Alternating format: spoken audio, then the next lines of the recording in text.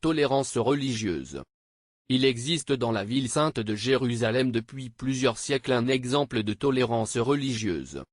Tout a commencé lorsque le second calife musulman de l'État islamique, Omar bin al-Khattab prit possession de Jérusalem, en 638 de manière pacifique. Sans faire couler une goutte de sang. Omar fut invité par l'archevêque de Jérusalem, Sophronius, à prier sans la chapelle du Saint-Sépulcre. La chapelle est aussi connue sous le nom de chapelle de la Résurrection, Anastasie pour les chrétiens orthodoxes.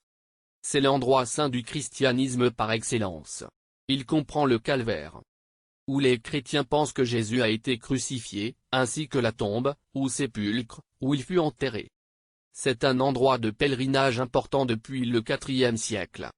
Omar fit un geste remarquable en refusant de prier dans la chapelle et disant: si j'avais prié dans l'église, les musulmans l'auraient annexé et en auraient fait une mosquée ou un de leurs lieux de culte au lieu de cela.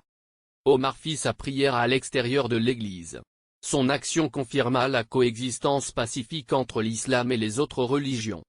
Elle confirma la liberté de religion pour les non-musulmans dans un État islamique. Une mosquée fut construite à l'endroit où Omar fit sa prière pour commémorer l'événement historique, baptisé Mosquée d'Omar. Le calife Omar donna la responsabilité de la garde de la chapelle à Ubada ibn al-Sami, un compagnon du prophète Muhammad, qui devint plus tard le premier juge musulman de Jérusalem.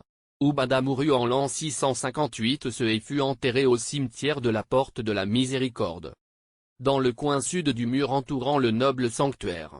Le sanctuaire comprend le dôme du rocher et la mosquée d'Al-Aqsa.